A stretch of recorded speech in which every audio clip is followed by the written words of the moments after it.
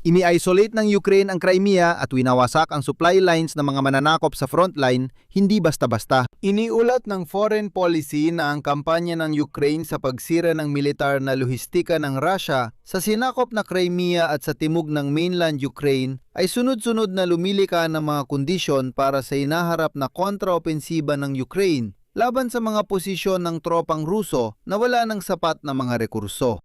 Ito yung nabanggit ko na sa inyo dati sa mga nauna kong palabas. Pinili ng sandatahang lakas ng Ukraine ang taktika na hindi direktang sumagupa sa mga Ruso, kundi sirain ang lohistika ng mga mananakop upang mapilitan silang tumakas ng walang suporta mula sa likuran. At ang mga pag-atake sa lohistika ng mga Ruso ay nagbunga na. Bumaga ng 16 na beses ang pagsulong ng Federasyon ng Rusya sa isang taon. Nitong nakaraang buwan, 30 kilometro kwadrado ang nasakop nila sa Ukraine. Isinulat ito ng Institute for the Study of War. At ito ay sa kabila ng lahat ng pagtitiyak ni Vladimir Putin na sumusulong ang hukbong Ruso sa buong linya ng harapan. Gaya ng sinabi niya, araw-araw bumabanat ang mga tauhan. Dagdag pa rito, sa loob ng 4 na taon, sa malaking bahagi ay nagawa pa rin ni Vladimir Putin na protektahan ang mga Ruso mula sa mga epekto ng digmaan laban sa Ukraine. Pero ngayon, nagbago na ito. Nararanasan na ng mga Ruso ang digmaan mismo. Naramdaman ng Europa ang pagkakataon dito. Nasa mapagpasyang yugto ng digmaan sa Ukraine, kaya dapat itong gamitin ng mga kaalyado ng Kyiv. Ito ay pahayag ng German Defense Minister na si Boris Pistorius. Ayon sa kanya, kailangan ng Ukraine ng pera para makagawa ng armas at maprotektahan ang sarili laban sa Russia. May ganitong pera ang Europa. Ang pangalan ko ay Alexei Pechi. Tara, pag-usapan natin ang mga paksang ito. Pero bago tayo magsimula, hinihiling ko na mag-subscribe kayo sa channel, mag-like at mag-iwan ng kahit anong komento sa episode na ito. Iyon ang naging pambungad. Ngayon, dumiretso na tayo sa punto. May lumabas ngayong kawili-wiling artikulo mula sa mamamayag ng foreign policy na si Paul Hakenos. Isinulat niya na ang sunod-sunod na pagsira ng Ukraine sa mga pasilidad ng militar na lohistika ng Russia sa Crimea at Timog Ukraine ay lumilika ng kondisyon para sa kontraopensiba laban sa tropang Ruso na nawalan ng resources. Inilalarawan ng may akda ang kampanyang nagsimula noong Abril ng mga pag-atake ng Ukraine gamit ang mga drone sa mga ruta ng lohistika ng Russia sa mga sinakop na teritoryo. Mula sa pangangaso ng mga truck na may kargang gasolina sa mga kalsada hanggang sa pagsira ng mga ferry sa Kerch Strait. Ayon sa ulat, ang mga epekto ng ganitong kampanya ay lampas pa sa simpleng abala para sa sibilyang populasyon. Dahil sa pag-atake ng Ukraine, nagkaroon ng kakulangan sa gasolina at bala sa mga sinakop na bahagi ng Zaporizhia at Kherson. Susunod, magbibigay ako ng CP mula sa foreign policy. Ang pagtigil ng Ukraine sa supply ng gasolina sa Timugang Frente ay nagpaparalisa sa lohistika at nag-iisulado sa puwersa ng Russia. Pinapapahirap nito ang pagro-rotate ng tropa, paglikas ng sugatan at paghahatid ng armas. Noong Mayo pa lang, inihayag na ng Ministry ng Depensa ng Ukraine ang estratehiya ng logistical na lockdown na layuning gawing isang isla ang Crimea na hiwalay sa mainland Russia. Ministro ng Depensa ng Ukraine, Mikhail Fedorov, sinabi niya na ang layunin ay putulin ang peninsula mula sa mga rutang supply ng Russia at sirain ang kritikal na infrastruktura upang unti-unting humina ang okupasyon ng Russia. At ayon kay George Barros, isang analista mula sa American Institute for the Study of War, naniniwala siya na kasulukuyang nililikan ng Ukraine ang pinakamainam na mga kondisyon para sa mga susunod na opensibong aksyon. Ayon sa kanya, at ito ay isang CP, ang Ukraine ay kasalukuyang hinuhubog ang larangan ng labanan. Sabi ng eksperto, unti-unting pinahihina ng Ukrainian forces ang depensa ng Russia at posibleng magsimula ang kontraopensiba pagkatapos ng matagal na pagpapahina na ginagawa na ngayon ng sandatahang lakas ng Ukraine. Dagdag pa, sinabi niya na ang kampanya ng depensa ng Ukraine ay may militar at politikal na epekto. Ipinahayag na ang Kremlin ay nagpapadala na ng mas malalaking grupo ng mga tauhan ng FSB sa Crimea. Malamang para sa hinaharap na pakikibaka laban sa kawalang kasiyahan ng taumbayan. At ayon sa eksperto, napipilitan din ng Rusya na magpadala ng karagdagang tropa at mga kagamitan sa depensa laban sa impapawid sa peninsula para bantayan ang mga ruta ng supply. Ibig sabihin, sa pamamagitan ng paglika ng banta sa Crimea, hindi lang pinapahirapan ng Ukraine ang pagsuplay sa mga tropang Ruso sa buong timog na frente, kundi ipinapakita rin ito sa lipunang Ruso na hindi na ibigay ng okupasyon ng peninsula ang seguridad na ipinangako ng Kremlin matapos itong sakupin noong 2014. Ngayon, nagbibigay na ng resulta ang mga pag-atake sa lohistika. Tinaya ng Institute for the Study of War na noong Hunyo, nasakop o napasok ng mga tropang Ruso ang teritoryo ng Ukraine na may sukat na humigit kumulang 30 kilometro kwadrado. Ibig sabihin, ang karaniwang bilis ng pag-usad ng hukbong Ruso sa Ukraine ay humigit kumulang 1 kilometro kwadrado kada araw. Ito ay sa buong linya ng harapan, 1 kilometro kwadrado kada araw. Bilang paghahambing, nagbigay ang mga analista ng mga datos para sa Hunyo 2025. Noong panahong yon, nasakop ng hukbong Ruso ang 481 kilometro kwadrado umabante ng karaniwang 16 na kilometro kwadrado bawat araw. Sa ganitong paraan, ang bilis ng pagsulong ng Russia sa loob ng isang taon ay bumaba ng halos 16 na beses. Sa Institute ng Pag-aaral ng Digmaan, napansin nila na ang mga teritorial na tagumpay ng Russia ay mahigit 1 taon ng mabagal at unti-unti ang pag-usad. Kahit ang mas mabilis na pag-usad ng Russia noong 2025 ay tinawag ng mga analista na parang hakbang-hakbang na pagsulong. At tulad ng binigyang diin sa Institute, ang bilis ng pag-usad ng hukbong Ruso ay tuloy-tuloy na bumabagal mula Nobyembre 2025.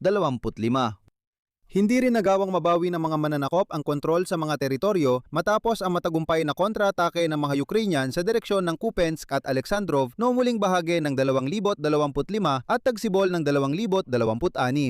Bagaman, ilang beses nang sinabi ni Vladimir Putin sa publiko na nasakop na ang mga teritoryong ito.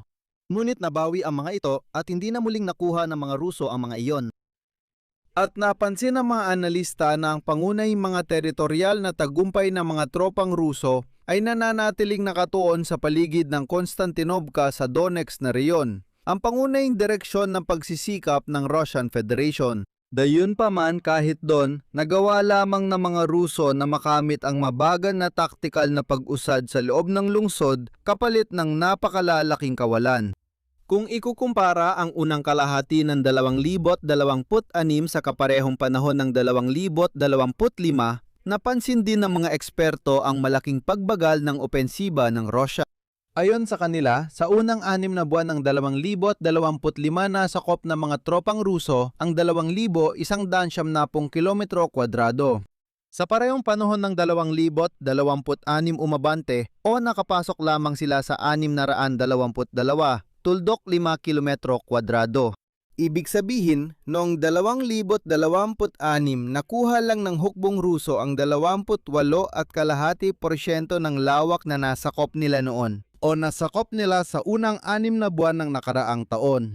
At ngayon, si Vladimir Putin nitong nakaraang 2 linggo, ewan ko mga 10 beses na niyang inulit na sinisiguro niya sa mga Ruso na ang hukbo ng Russian Federation ay sumusulong sa lahat ng front. Sabi niya, wala raw ni isang bahagi ng front na hindi sumusulong ang sandatang lakas ng Russian Federation. Ayon sa kanya, noong nakaraang linggo, araw-araw daw lumulusob ang mga tao. Bawat araw ay sumusulong sila at kung ano-ano pa. Sa madaling salita, ginagawa ni Putin ang lahat para punuin ng impormasyon ang lipunang Ruso na oo, pakinggan ninyo, may mga drone na bumabagsak sa inyo, sumasabog ang mga oil refinery, walang gasolina, at nakapila kayo sa mga gasolinahan ng magdamag. Oo, may mga problema. Pero sa kabilang banda, araw-araw namang lumulusob ang ating mga tao sa harapan. At dahil dito, ang karaniwang Ruso ay dapat maintindihan na oo, may mga problema sa buhay ko, pero kahit paano, sumusulong naman ang ating hukbo. Pero ayon sa ulat ng Institute ng Pag-aaral ng Digmaan, kahit na may kaunting tagumpay sa teritoryo, malaki pa rin ang nalulugi ng hukbong Ruso sa mga sundalo at kagamitan.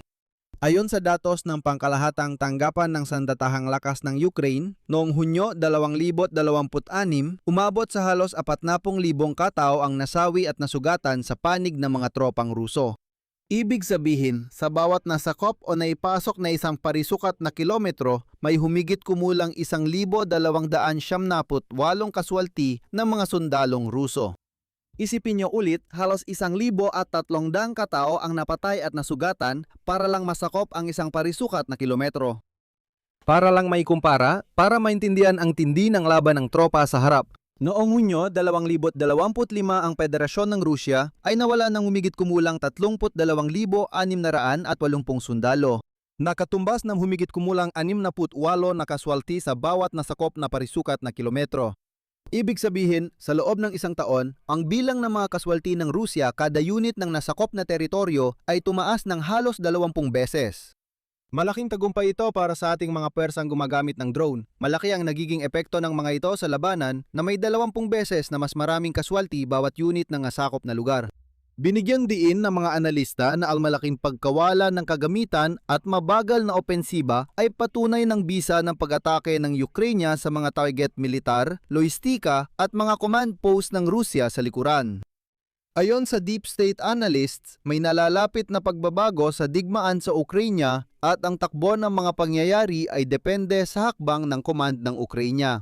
Ayon sa kanila, CP, kung noong Mayo ay 2 hakbang ang abante natin, na yung Hunyo, 1 lang abante at 1 ang atras. Sabi pa nila, hindi pa makikita sa laki ng teritoryo ang tagumpay ng puwersa ng depensa ng Ukraine ngayon.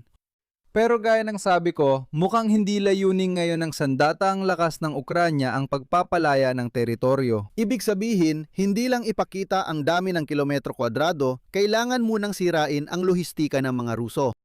Sinabi rin ng Deep State na unti-unting sa kasamaang palad, nawawala ng Ukranya ang Konstantinovka. Sabi ng mga analista, matatag na ang frontline sa digmaan ng Russia at Ukraine sa estratehikong antas. Pero may problema pa rin sa ilang lugar, gaya ng Konstantinovka. Sumusugod din ang mga Ruso sa Gulyai-Polya, Liman at patungong Slavyansk. Ayon kay Boris Pistorius, ministro ng depensa ng Alemanya, pumasok na sa mapagpasang yugto ang digmaan sa Ukraine. Dapat samantalahin ng mga kaalyado ng Kyiv ang pagkakataong ito. Sabi niya, kailangan ng Ukraine ng pera para sa paggawa ng sandata. Magkaroon ng kakayahang ipagtanggol ang sarili laban sa Rusya at ayon sa kanya, may pondo ang Europa para rito. Tingin niya, responsibilidad nilang huwag pahinain ang mga pagsisikap dito.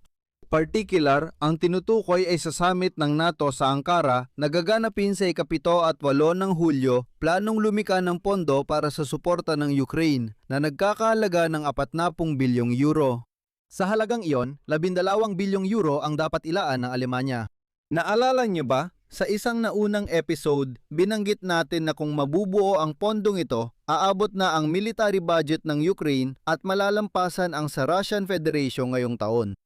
Ganito, sa isang panayam sa Der Spiegel, sinabi ni Pistorius na ang kasalukuyang Bundeswehr na siyang sandatahang lakas ng Alemanya ay mas handa na sa digmaan kaysa noong 2022 at dito may bahagi rin ang Ukraine. Heto ang kanyang sinabi.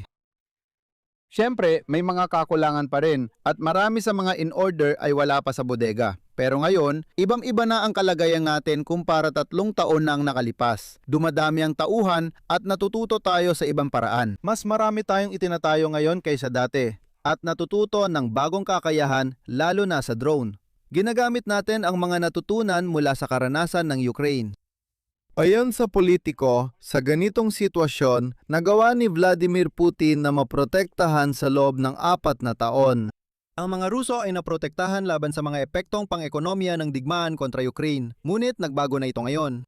Sabi ng politiko, ang mga pag-atake ng Ukrainian missile at drone sa mahalagang infrastruktura ng enerhiya nitong mga linggo ay nagbago sa digmaan mula sa halos hindi pinapansin ng mga Ruso patungo sa agarang at lumalalang krisis sa supply ng gasolina.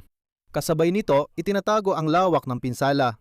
Idinagdag ng Russia ang mga panloob na presyo ng fuel sa listahan ng mga datos pang-ekonomiya na hindi na inilalatala. Gayunpaman, kitang-kita ng mga Ruso ang lumalalang sitwasyon mismo. Nagkalat sa social media ang mga video kung saan ang mga driver ay nag-aaway at nagkakagulo dahil lang sa gasolina. Minsan nagkakagulo ang pila ng sasakyan na naghihintay magpakarga ng gasolina. Hindi ko ipapakita ang mga video na ito sa YouTube, pero kung interesado ka, i-google o hanapin sa Telegram channel kung saan ang mga lalaki at babae sa Russia ay nag-aaway. Nag-aaway sila at sinisira ang mga sasakyan para lang makapagpakarga ng gasolina sa maliit na lalagyan pero bawal pala sa kanistra. Maglagay ng 20 litro ng gasolina sa sasakyan. Dahil dito, nakakagulo at nagsusuntukan sa mga gasolinahan. Nakakatuwang panurin, lalo na kung paano ang mga babaeng Ruso hindi na ako magpapaka-plastic. Hindi ito seksismo dahil para ito sa mga Ruso, basta ang mga babaeng Ruso ay basta-basta na lang umaatake sa mga sasakyan. Binubugbog nila ang sasakyan, gusto nilang mauna sa loob.